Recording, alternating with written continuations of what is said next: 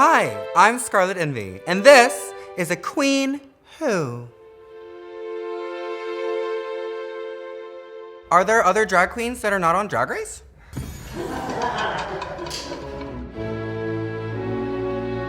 A queen who's the best to tour with is the Vivienne. I've toured a lot with her, and when you tour with girls, you get real intimate real quick. You get to know people, you get to figure out what they eat for breakfast, what they don't eat for breakfast.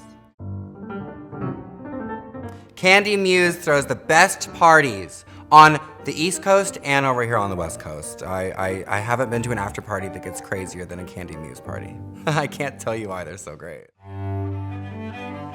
A queen whose snatch game wowed me was actually recently. Lucy LaDuca did Joan Rivers, and there's something so classic about a drag queen doing Joan Rivers.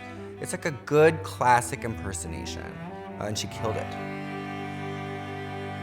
The queen who provides the best moral support is probably, honestly, Eureka O'Hara is always really there for me. I talk to her a lot on the phone. She's kind of someone who touches base. It's hard, you know, when people aren't right in front of you to stay in touch and stuff. I feel like Eureka is always really there for me. Definitely not me. Brooklyn Heights is the fastest queen I've ever seen get ready. And granted, we were on Drag Race, right? So it's like, you have to get ready fast. But even off of Drag Race, she gets ready, she gets painted like, before my eyebrows are down, she's already like got her lipstick on, having a smoke break. I'm like, Miss Thing, that's my eyelash. Can I have that back? A queen who I secretly admire is probably RuPaul, but don't tell her I said it. I mean, it's kind of like part of the drag queen handbook is that you have to talk too much. I would say Tina Burner talks too much. I've also toured with her. We did the Sanderson Sisters tour last year. And love her, but girl, she'll give you all the details to a story you didn't ask her to tell you. You know what I mean? I love to party with Tace. If I'm over like in the UK, she goes all over the world, but she's so much fun. Probably Bianca Del Rio. Now, I just did the pit stop with Bianca and I learned how to like properly sit. Did you notice how nice I'm sitting today? I'm like back in the chair using it properly. I've been working on that.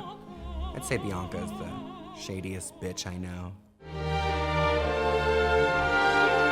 Sasha Velour is a queen who made me cry. She just railed on and no, I'm just kidding. I was moved by her show. I was moved to tears watching Nightgowns. She does some of the most beautiful, truthful, visionary drag, and I've truly actually been moved to tears watching Sasha Velour perform. A queen who's made me laugh the most is probably 4G Thor. I've known her for way longer than I need to, and I've learned a lot from her. And she's just always so funny. She's just always has some kind of a punchline. It's probably because she's drunk, but who doesn't have to drink down their personality, you know what I mean? I would probably say Alaska.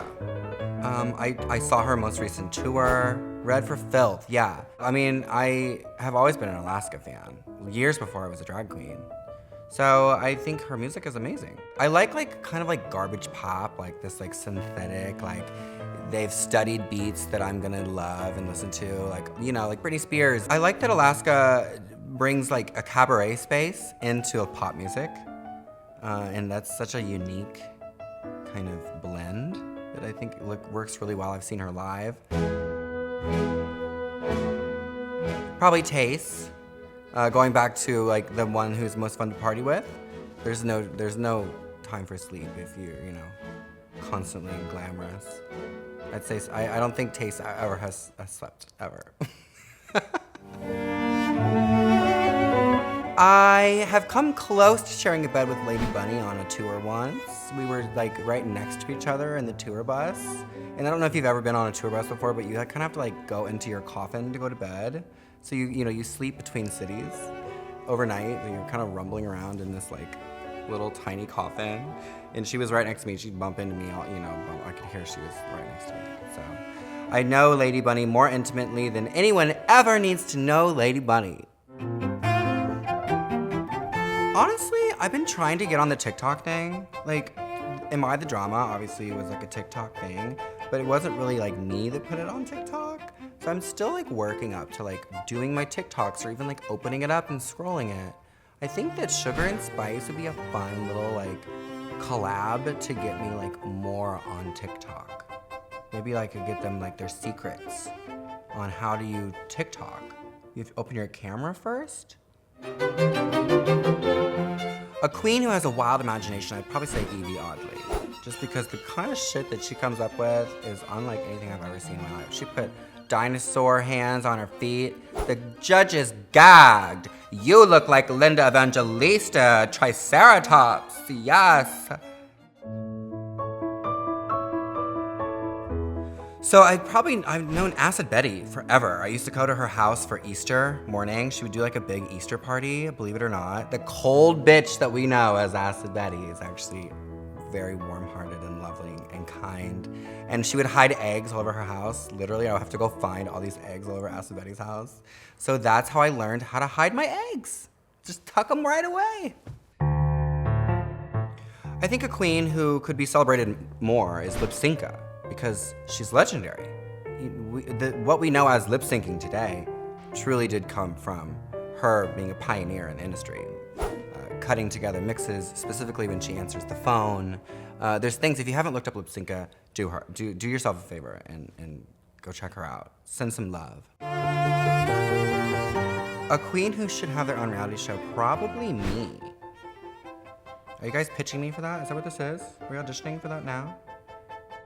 The core arc of my reality show would be something about like some kind of a competition, and it's like glamorous, but it's like drag queens, and they like have to like lip sync for like maybe like their lives or something. But then we could have like spin-offs. It's like their lip sync for their legendary stars. I give them out badges when I don't want to give money. Thanks for watching, and please subscribe to the p.e.g YouTube channel.